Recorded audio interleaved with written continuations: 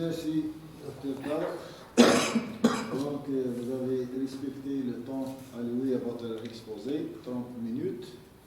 Je vous remercie aussi pour les diapos qui sont clairs, la présentation bien synthétisée, les travaux avant et après la thèse. Je commence donc par les critiques et donc je passe la parole à Ikhlas.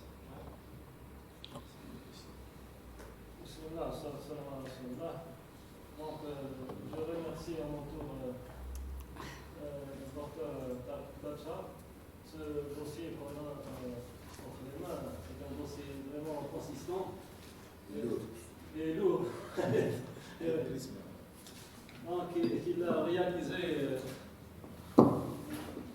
Qu'il a réalisé, je dirais, dans un temps record.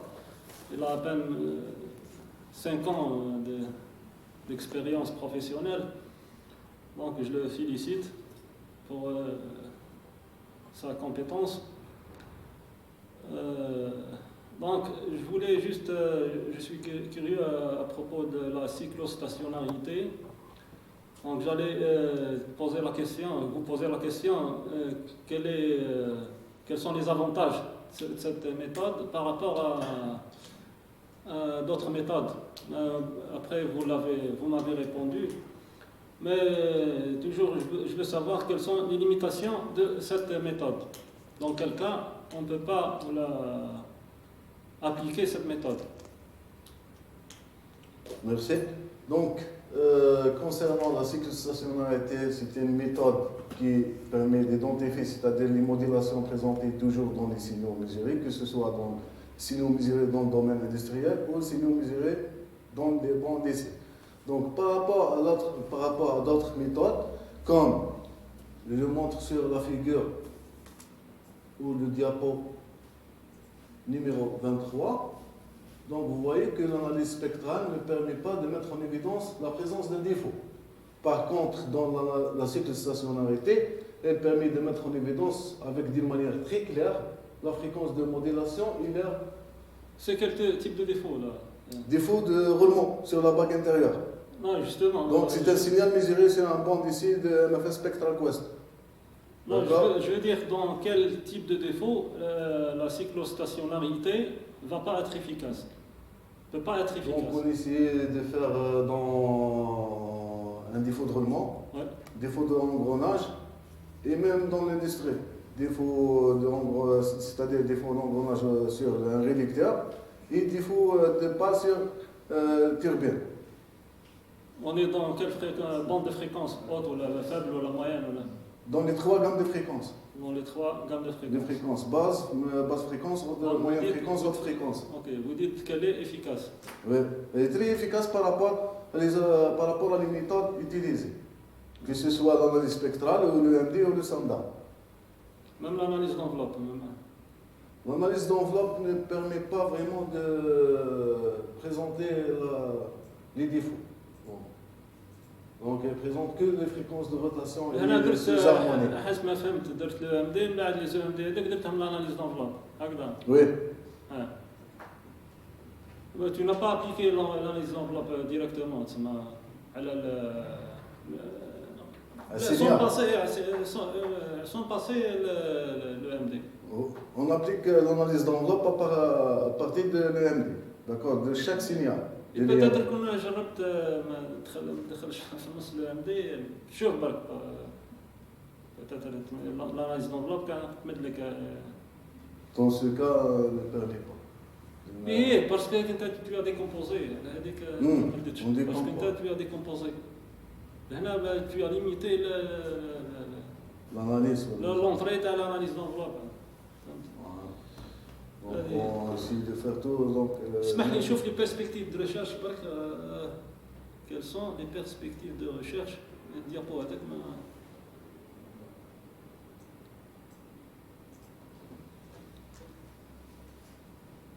Chercher d'autres indications qui peuvent être mieux corrélées avec les couplages. Oui, très bien. Deuxième point, elle m'intéresse.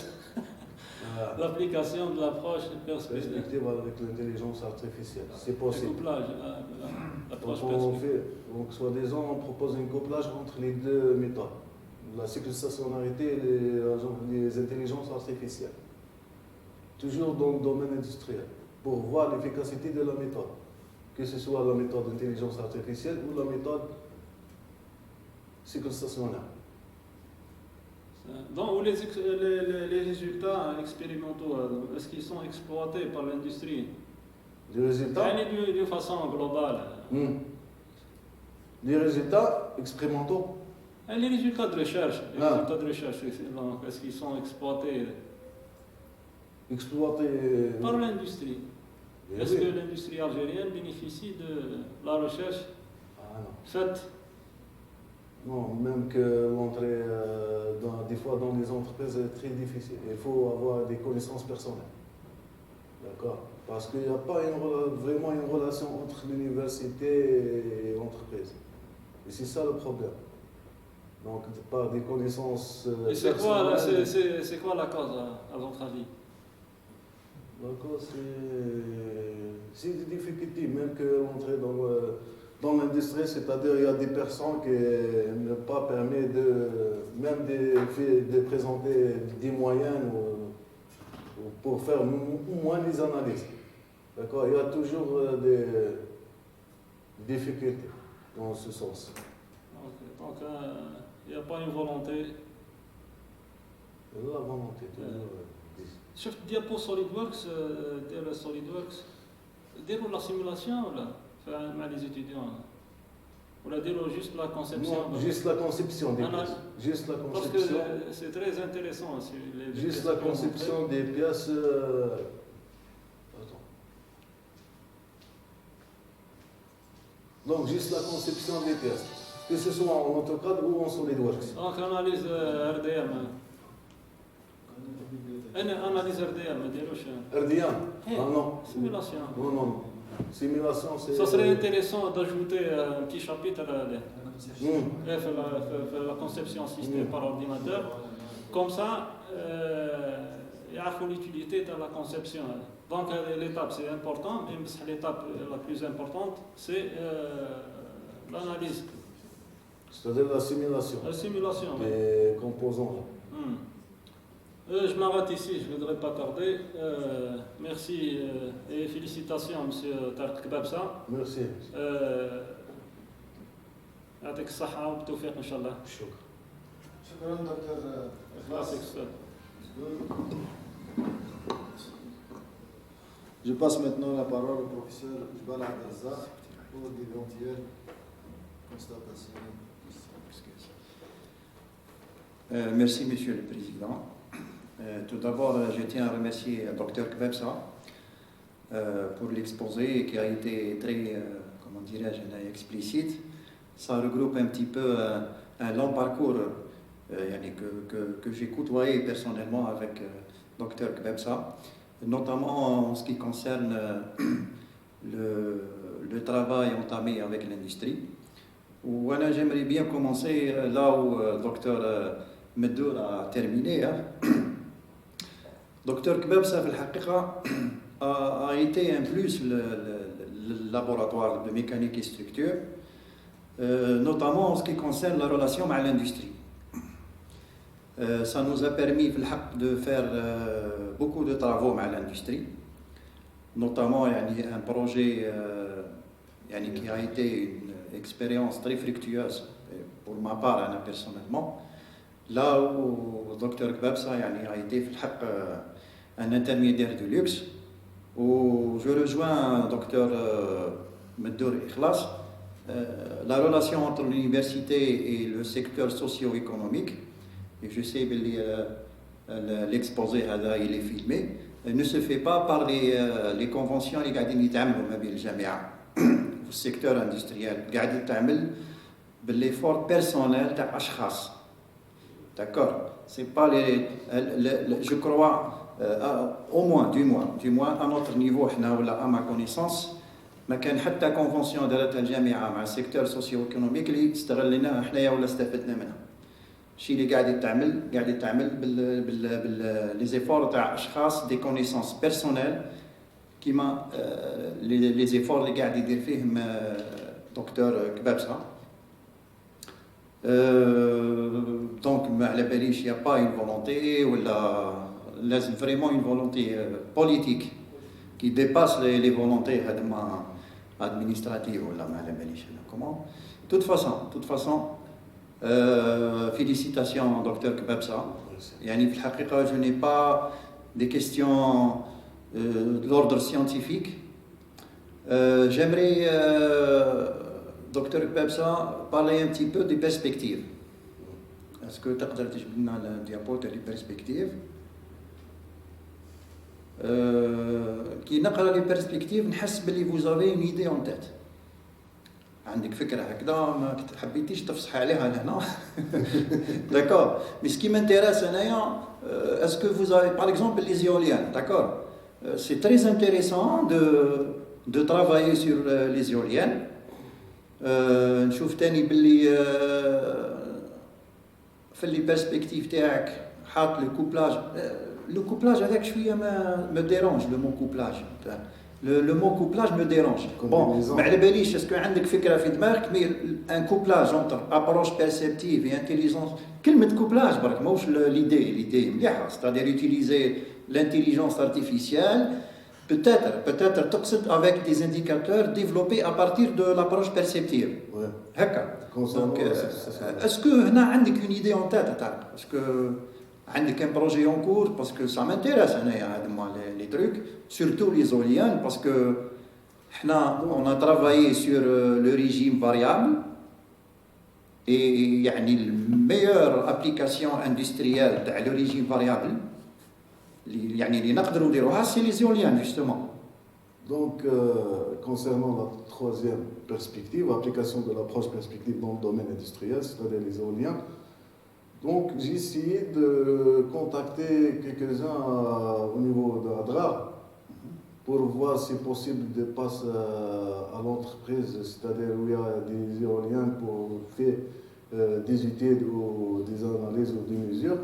Donc la première passe, il faut faire une convention entre le laboratoire de mécanique et structure, qui est représenté par le directeur professeur Wala Nordin, et le directeur de l'entreprise. Donc on contacte juste pour voir la méthode de cycle stationnarité dans ce domaine, c'est-à-dire où il y a la variation des vitesses et la variation des charges, donc pour voir vraiment l'efficacité dans le domaine industriel, plus pire que les éoliennes.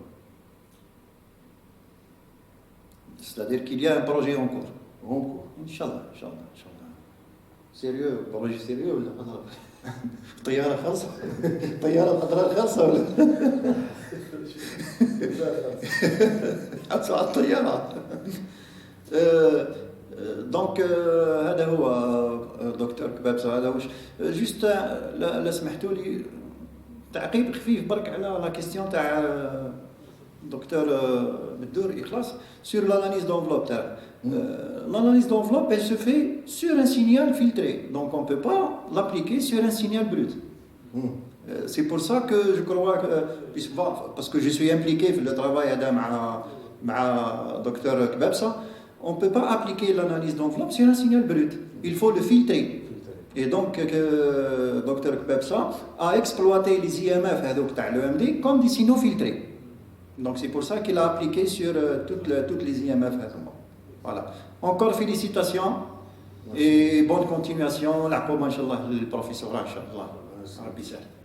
Merci, Monsieur le Président. Merci, professeur Jbala, pour votre intervention. Et je passe la parole au professeur Benfoud Saleh, expert, qui a expertisé cette habilitation universitaire. Donc, merci, Monsieur le Président. Je tiens à remercier notre étudiant, disons la ex-étudiant, Tarek Kebabsa. Donc, la relation avec mon ami Kebabsa a été commencée dans le département ST. Il était mon étudiant, en deuxième année ST, puis donc au niveau de master, première année master. Donc, sincèrement, Tarek Kebabsa nous a fait tous une surprise. Voilà, parce que lorsqu'il était un étudiant, il n'était vraiment pas un étudiant brillant. Il était un étudiant très sérieux, mais pas brillant. Donc personne n'attendait que Tarek Babsa arrivera à ce niveau. Donc vraiment, c'est une grande surprise et félicitations. Voilà, c'était un témoignage, c'est-à-dire que je veux apporter à M. Tarek. Donc, j'avais l'honneur aussi, soit-disant, d'expertiser le dossier d'habilitation universitaire de M. Tarek Babsa. Donc, il a fait un parcours très intéressant, on entend le corps. Donc, vraiment, c'est étonnant. Et je peux dire que c'est une fierté de quelques de nos étudiants. Donc, voilà, l'Italie fait partie des points positifs de l'étudiant Babsa. Donc, vous avez présenté ce grosso modo, c'est-à-dire le parcours pédagogique, scientifique, etc.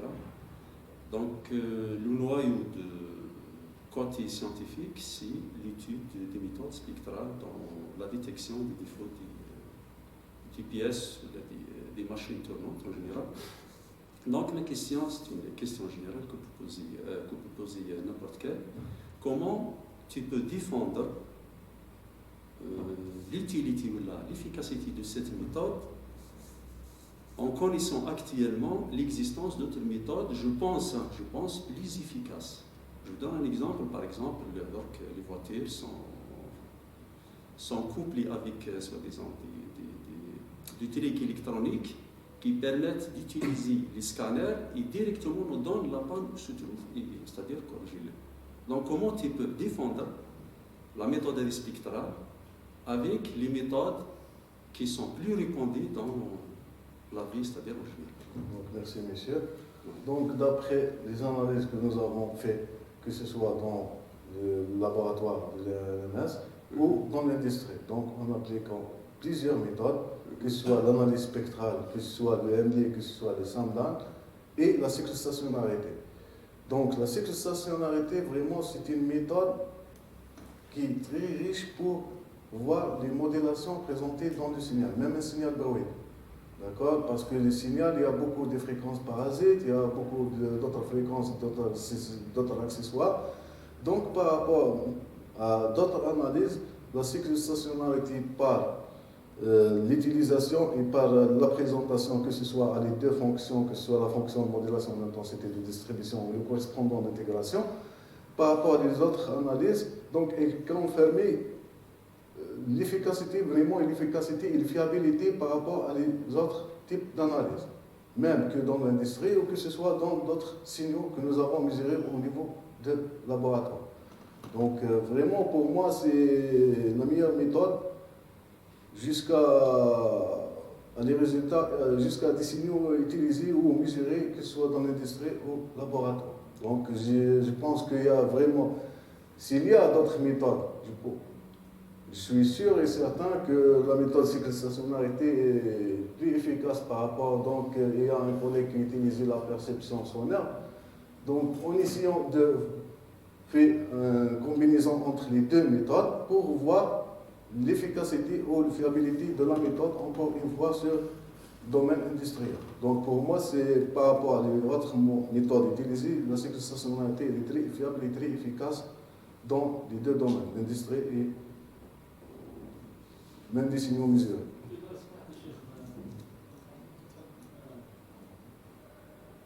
La réponse, chef, dernier drapeau, dernier diapo. Deuxième point. La réponse à la question de chef. Deuxième point, quelle perspective la combinaison entre les... Oui. Là, la question était comment être efficace. Il va donner un calculateur sur les voitures, directement la panne est localisée. La réponse est non, c'est l'utilisation d'intelligence artificielle dans le diagnostic. Donc là, on va parler du diagnostic automatisé à base d'intelligence artificielle. Ouais. Là, on est plus efficace. Donc, la détection, localisation automatique. Donc concernant l'intelligence artificielle, je ne vais pas utiliser encore. Je ne peux juste pas répondre à rêver. monsieur Barbois. D'accord. Votre question? Oui, donc c'est-à-dire c'est toujours le même contexte de la question en connaissant que, c'est-à-dire les constructeurs toujours donnent une durée de vie pour des différentes pièces. Donc, c'est-à-dire la question simple que je proposais, quelle est l'utilité de cette méthode? Si on connaît a priori que telle pièce a une telle durée de vie, c'est-à-dire il faut la changer automatiquement. Donc, c'est-à-dire toujours dans le même contexte de la question. Donc, avant tout, donc, on fait toujours une étude cinématique concernant les systèmes, que ce soit une machine tournante ou dans l'industrie ou dans le laboratoire. Donc, on fait une étude cinématique pour voir les différentes fréquences des systèmes. Donc, après, en appliquant la méthode proposée, donc la méthode proposée, on fait trois gammes de fréquences. C'était pas ça la question. C'était pas ça. La question est claire. Comment tu peux défendre ta méthode? d'une durée de vie.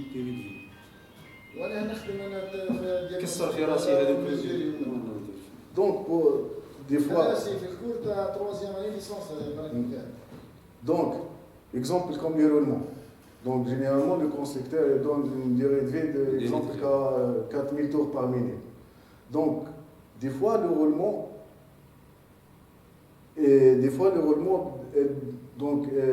de la durée de vie, elle est très haute c'est-à-dire que la durée de vie qui est donnée par le constructeur. C'est pour ça qu'on fait un diagnostic pour avoir est-ce que la durée de vie proposée par le constructeur elle est vraie ou non. C'est-à-dire le roulement toujours qui le roulement toujours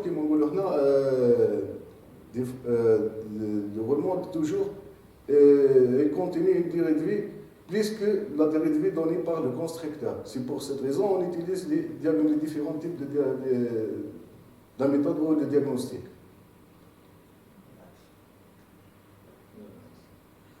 Voilà l'axe. Voilà l'axe. Ok.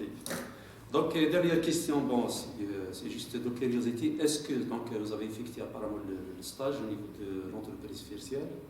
Oui. Donc, il nous casse beaucoup de tête, surtout pendant la nuit, donc il y a trop de bruit. Donc, c'est un grand problème. J'espère donc que le futur, Inch'Allah, vous pouvez nous résoudre ce problème. Deuxième, c'est-à-dire la question, c'est-à-dire est-ce que cette entreprise a bénéficié des résultats de votre stage? C'est-à-dire est-ce que vous avez, soi-disant, résolu quelques problèmes de l'entreprise ou non? Une petite contribution pour l'entreprise. C'est-à-dire? C'est-à-dire est-ce que ça aide l'entreprise de l'un de ces problèmes qui se posent au niveau de l'entreprise? Donc l'entreprise, des fois, elle demande l'intervention de nous pour voir des fois des défauts, c'est-à-dire dans les machines tournantes. Donc, nous avons fait des mesures. Après, on fait un rapport d'expertise que nous avons envoyé par le département de maintenance. Et après, le service de maintenance, c'est-à-dire, voit le rapport et demande l'intervention pour voir c'est-à-dire, est-ce que notre rapport ou notre expertise que nous avons fait, est-ce qu'elle est fiable ou non? Ou donc, est-ce qu'elle est juste, c'est-à-dire ou non? Donc, elle demande toujours l'intervention par l'équipe de maintenance. Donc, l'entreprise n'a jamais bénéficié. Donc, elle n'a jamais bénéficié de résultats soi-disant de votre recherche? Non, mais c'est bénéficier, c'est-à-dire que les résultats pour voir l'efficacité de notre rapport. Donc, il fait toujours prendre c'est-à-dire en sérieux des rapports que nous avons envoyés. D'accord? Et bénéficier des résultats que nous avons envoyés. D'accord? Ok. Donc, c'est juste donc, un petit commentaire, ce qui concerne la remarque posée par le docteur Ikhlas, donc au début. Donc, pourquoi les entreprises algériennes ne font pas recours aux chercheurs algériens? Donc, il y a la question qui se pose. Apparemment, il ne faut pas confiance, mais je ne sais pas. J'espère que... toujours des difficultés entre... Si, lorsque les problèmes se posent au niveau des entreprises, ils font toujours appel, c'est-à-dire au bureau d'études étrangères. Je ne sais pas pourquoi. C'est des solutions chez nous. Okay. Voilà, donc je te remercie, Dr. Tarq, et Betoufik, Inch'Allah, dans le futur.